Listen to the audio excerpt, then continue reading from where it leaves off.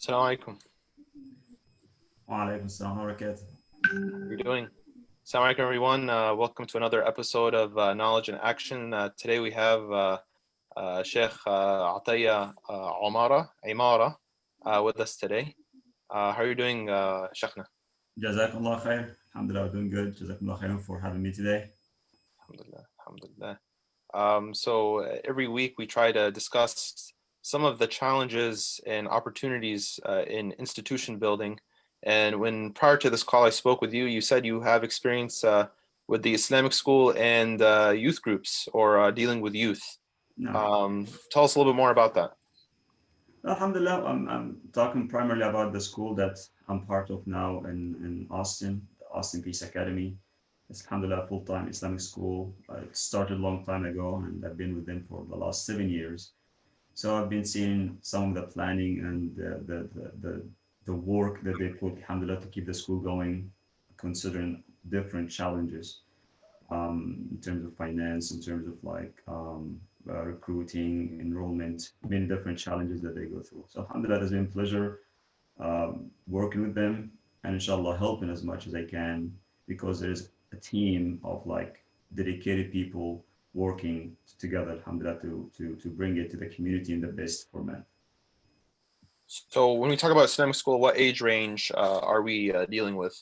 We're talking about full time Islamic school from pre-K, 3, 4, and then 5, and then kinder, all the way to 12th grade. Alhamdulillah, we graduate students every year, about 15 to 20 students every year. This year, we're graduating about 20 some students, our senior class.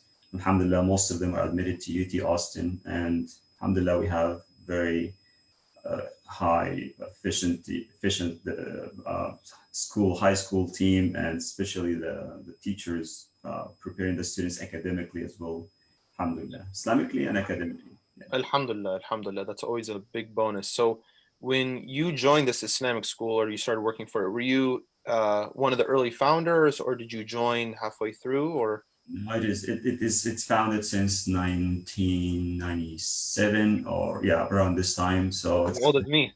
yeah, that's how I'm telling you. It's long history, and alhamdulillah, they've been passing it down generation after generation. No generations. It hasn't been long, but the older brothers have been passing it down to the those who have energy, because you have a lot of energy to keep this going. Yeah. So yeah, alhamdulillah.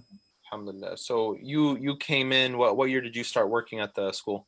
So I'm working focused more with the Islamic department. We are putting together the curriculums and making sure that we are fulfilling the Islamic component or the spiritual part specifically within the American context.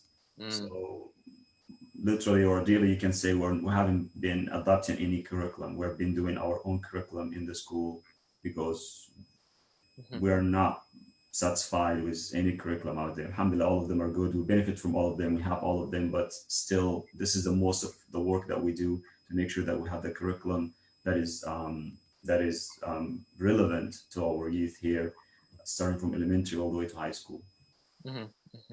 So what are the challenges when we're trying to communicate with, it's not even, if you were a born person in this country, there's still many challenges because every generation is changing so quickly. From your perspective, what are the challenges with communicating with youth and trying to reach them? I think as I said, you brought the idea of being born here or coming from overseas. That's a very important point because understanding the context, the culture, where the students came from, all of that is very important. I'll just share a story to tell you how hard it was or how, it was not an easy transition for me. Alhamdulillah, we went through it. So the first thing when I came, I was asked to teach, I think 9th grade or 10th grade. And then the book that they were studying had zakah, to teach zakah. So in that chapter, in that lesson, I was asked to teach the students about if you have 40 sheep, you give one, if you have 120, and then the numbers, and then the cows, and then this and that. And then the students were all staring at me where did he come from and what are you talking about? It was completely irrelevant. Not zakah, but the approach or what you chose to teach from that specific content. So Mm. that's an example of how what it means to understand. Alhamdulillah, yes, the first 2 years or 3 years were really challenging, teaching everything from a Yeah. perspective. It was very hard. You know, the students were not accepting it. The students were always like, asking like, how is this related to me and so on. But alhamdulillah, over time, connecting with the students, and that's the part that really uh, worked for me to build a trust with the students, let them share what they feel, what they want, what get the feedback from them and input from them. Take that and try to again deliver the Islamic content authentic, unchanged, in the way that the students will accept it. And alhamdulillah, we have been alhamdulillah relatively successful in doing that, particularly with high school. That's a hard age. That's the hard. Yeah. I would have to imagine. I mean, I know when I was in high school, I was a pretty difficult student. But well, so I want to ask you this then. From all of the institutions that you see, right, whether Muslim or non-Muslim, what are some of your favorite institutions that you've seen outside of your school? And what are some of the practices that you try to adopt to make your school better? Yeah. So, uh, like in the States, you mean, or yeah. So, Well, I mean, whether in the United States or whether even overseas, I think every school kind of has its brand, right? I mean, yeah, if we're gonna go to overseas, like the madaris or the schools in Syria are maybe a little bit different than the schools in Masr, for example, right? I know like East Coast schools are different than West Coast schools, like universities. Or if you look at Islamic institutions like Yaqeen Institute, for example, or Miftah Institute, or you see other Islamic institutions, what kind of things that you see, you're like, wow, I liked how they did that, and I want to bring that to my school. yeah, I think what has been, I think Yaqeen Institute has been a good influence for us and a resource for us for high school specifically, Mhm. primarily for the articles that they have there. So if you're teaching something about, for example, women's rights or justice or something like that, it was Slavery. very hard to find a curriculum or something written in English to English audience and in the Mm. first language, not translated. So that was very important, and it really helped the students when they read an article from Yaqeen Institute. After you introduce the topic, of course, you teach about justice from an Islamic perspective, and then when you share something like that is written by someone who is living the context and living with them in the U.S., that makes a huge difference on them. Yeah, Mm. so that's one of the institutes. Yeah. So tell us a little bit the technology at your school. So when you're teaching, what are the tools that you like to use whenever you're teaching your students? It has been I think technology has been one of the keys to engage the students. So since way like I think for the last 3 or 4 years, I've been using different online platforms to give the students the the freedom and the comfort to share what they feel, what they want to say, the question that they want to ask comfortably, anonymously. So Mm. I've been using something called Padlet. I've used it. I don't. It's old now because different softwares came Yeah, on. yeah. Padlet was one of my favorite. I used it for a couple of years. The students enjoyed like sharing what their questions, sharing their feedback on there. Even you could see the worst like statements, or you could see something very positive. But that's part of the trust that you build. Give them the freedom to speak. So technology has been very efficient tool for us to connect to the students. Right now, of course, with Zoom and all of that. Right now, we're teaching all our classes online. So since the school closed on March 15th, Yeah. we transferred all the classes online. So I've been teaching all my classes regularly from home through Zoom. Alhamdulillah, all the students are attending. We're doing the same thing we used to do in class. So, the entire school we're having our morning assembly in the morning. We used to conclude by Dhuhr prayer and dua and khatra. We do the same thing. We gather, we do the khatra, we do the dua, and then everyone is dismissed to pray. So technology has been a very, alhamdulillah, good tool for us. We're grateful. I can imagine if the coronavirus happened, maybe 20 or 30 years of not having all this technology, it would have been much harder on us. Alhamdulillah, with what we have now, having you like interviewing me or like this program that we're having, Right. it's amazing, mashallah. Yeah, no, it is. It really is amazing. I think it definitely changes the way that many of our institutions will work in the future. I think many institutions knew that this technology was there and it was at their disposal, but they didn't realize how effective it could potentially be. It's going to be interesting. I know in Michigan and Ohio, we're planning on going back to normal in the next few weeks, I believe, from our governor. So it'll be interesting to see. Normal, like you mean even school and not school, probably not school. Well, schools, I mean, we're hitting the summer, so I would have to imagine that there's still going to be a lot of planning and reorganizing happening over the summer. Mhm. Um, but I know for businesses and other activities within the states, they should be resuming back to normal. Mhm. So we'll see, though. We'll definitely see Okay. what's going to be the end result.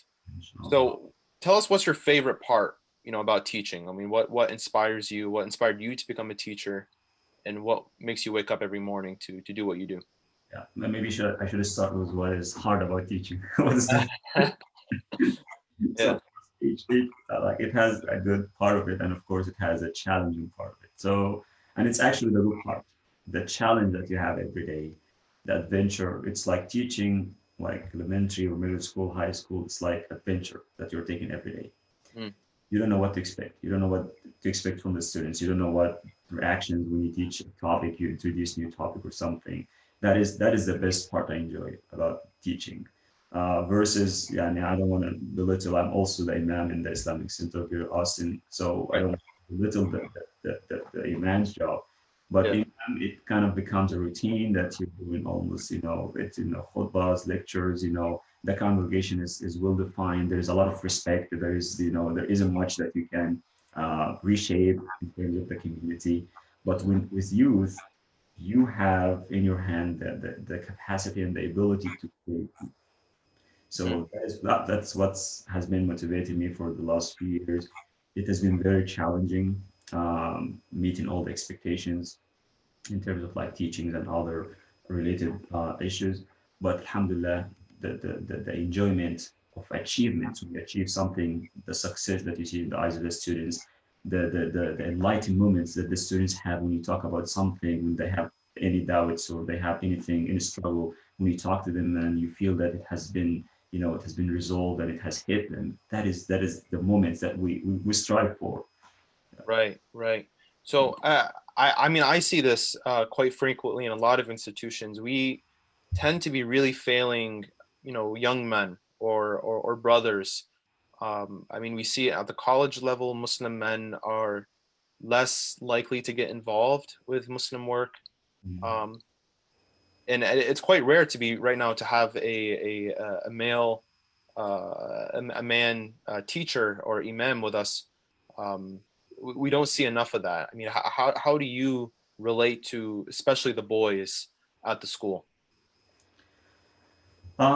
You just have to be a friend. You can be an imam, you can be a teacher. You have to really, for example, one thing that I do that helped me is that I teach them soccer. I coach soccer as well. So alhamdulillah, I play Okay, soccer. nice, nice, yeah, That's one way. So we yeah, can meet up for PlayStation. Sometimes we used to do that. And then when it comes to coaching them for soccer or a tournament or something, we used to do so like extra activities outside the school. mm, Connecting them with that stuff is really helps you keep the link in the classroom. And it is not about what you teach, the trust that you have with the students that you build over time. That is what helps you in teaching. The feeling that the students have that this person cares about us makes them willing to learn. Alhamdulillah, Islamic studies is important for our school and for the students as well. But maybe sometimes because it is not as credited as other subjects or other academic, subjects, sometimes they might not give it that much of attention or care.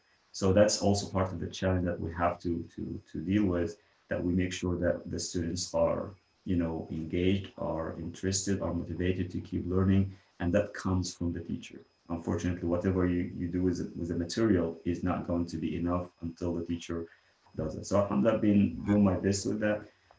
As an imam, you said it could have been hard that, an imam is like, stiff person that, how is he going to come and teach us?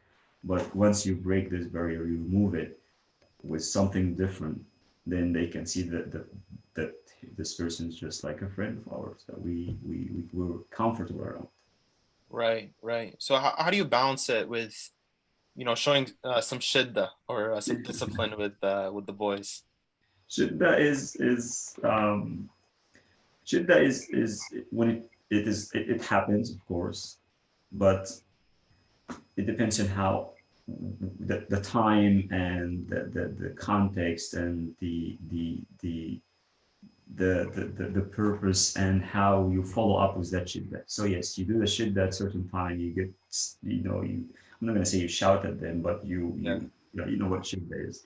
right. So when we do that and you follow up something that shows that you care about them, when shidda happens in a way that shows that you care and you really have a reason to show this shidda, all that the students will accept it. I can tell you honestly, sometimes we showed shidda and I was tough with the students in appropriate manner, and Mm, it was not it had a very negative influence. The next day I go to teach, it wasn't the same atmosphere that I had in the classroom all the time. right, So right. it really it's an opener to the student's heart, Mm, how you balance the shidda and being also that friend that you're talking that about. So, friend, yeah.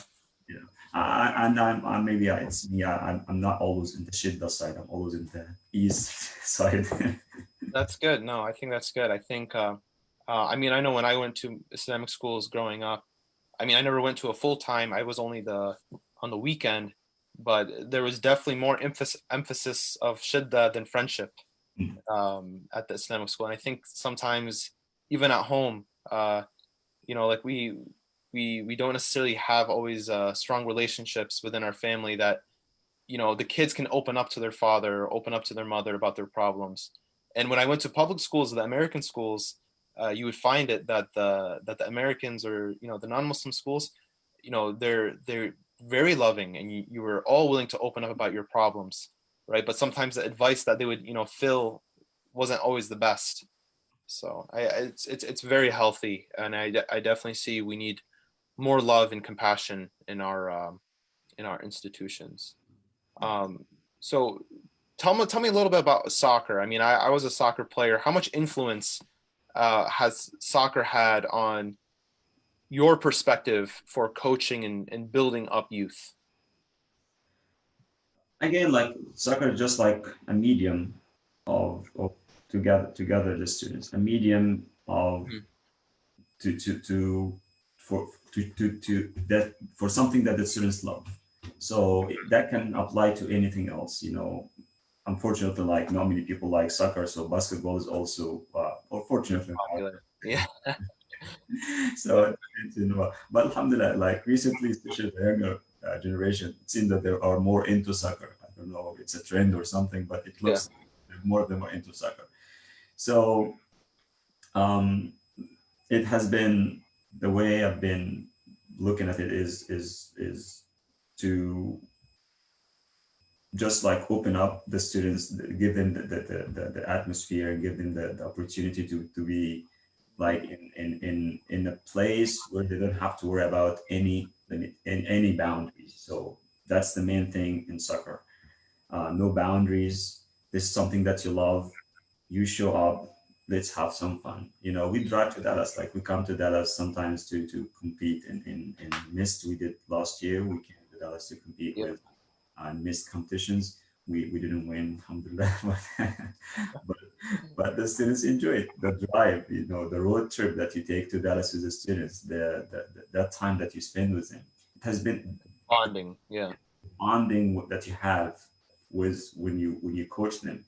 in a road trip like this, staying overnight with them in the hotel, something like that, that is what transforms the students. That's what opens the students' heart and gives you the opportunity to benefit them and to shape them and to convey what the Prophet ﷺ taught us of all that qualities and traits and instill it into their hearts, not just like feed them information, but rather instill it into their hearts through modeling as well. That's one thing that they see when they interact with you in a field or in a road trip or in a camp. We also do camping. We do like every year we do camping. We take the high school and middle school to like 2 or 3 nights camp. And over the 2 days or 3 days, the bonding that happens is just beyond the imagination. Alhamdulillah, we have been very happy with the outcome of that as well. Yeah. Amazing. That's really amazing. So in terms of, and let me try to rephrase the question a little bit. Like soccer is a very teamwork kind of sport, right? And it's not just one Maradona that like goes and scores the goal, and it requires them to come together. I mean, maybe if it's not even just soccer, what are some team building exercises you try to emphasize with your students for them to come together and solve problems as a group? Yeah. So in general, you mean not just sports in general? Well, I speak about sports and soccer because that's my background, and a lot of my group mentality of thinking, I bring it back to soccer. That's maybe it is soccer for you in your case, or maybe it's something else. I mean, like it is not only like honestly, it is not. It would be unfair to just limit it to soccer because this is just one out of many things that we do. So what we do focus on project work as well. That is another thing that we focus on in terms of like group work and team work. The fact that we have the students working together again, like there's teaching that happens before you start something like this. So in classroom we focus so much on the collective effort to like العمل الجماعي, Yeah, yeah. social obligation, all of that we focus on. When you talk about any issue, you try to always frame it within the societal obligation and how do we take, Mhm. how do we benefit people. So you make them, and instead of like self-oriented, you make them like community-oriented. They are doing everything for the sake of a community. SubhanAllah. Yeah. So that's what we focus on. Like we do interfaith. So for example, I select a specific group to go to a church or to host like a church or to host a congregation or to host a public school coming to our mosque, for example, for interfaith. This group that I select, they work together within something that they are interested in to do interfaith. Then you take another group that's interested in soccer and you work with them together because that's what they love. And the same thing. So each group will have their own interest, and then when you put them together, you see the benefits. You look at the benefits that can come in terms of like the group work, the community, and you instill that as they are in the process of planning and working.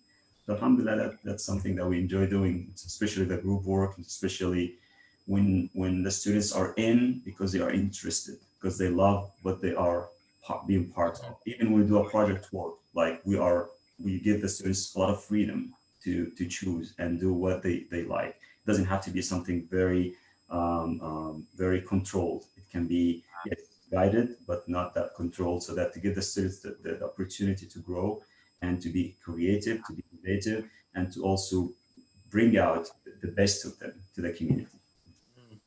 I have one more last question before we wrap it up. How do you maintain relationships with your students after they've graduated, after they've moved on? Do you see them ever come back, um, after they've graduated? So that's another part of the work to the community, as you said. So before they graduate, we actually start preparing them to give to the community. So the senior class or the junior class, they are already working on some running some halakas, leading some halakas on their own. For example, now in Ramadan we have weekly students-led halakah by our seniors to elementary for the younger students. That's something that they are doing while they are under our guidance right now. Then when they graduate, they are doing the same thing for MS for MSA for other organizations as well. Then also most of them, like a lot of my students now are running their own youth circles in Austin here, and they connect back, and they ask for feedback, and they always like check with us to see especially if they need anything in terms of like Islamic knowledge, and also an advice on how to present something. So that's how we can continue connecting with them. Unfortunately, it only happens with someone who is interested in continuing to do an Islamic work. Some of them will not, but we still connect with them, and we do like some games. For example, sometimes we do like basketball game, for example, the Yeah. alumni versus the high school. So we Yeah. try to do that and works. Yeah. Alhamdulillah. Alhamdulillah. Thank you so much, Shaykhna. I really appreciate this talk. Everyone, Sheikh Atiyah, Emarah, please follow. You have a Facebook, Sheikh, that we can follow after we're done? Inshallah, there is a perspective with just that name that you see on the thing, Atiyah Emarah. Inshallah, you can follow. Inshallah. And Inshallah. Instagram too. Alhamdulillah. Alhamdulillah. Assalamu alaikum wa rahmatullahi wa barakatuh. Assalamu alaikum wa rahmatullahi.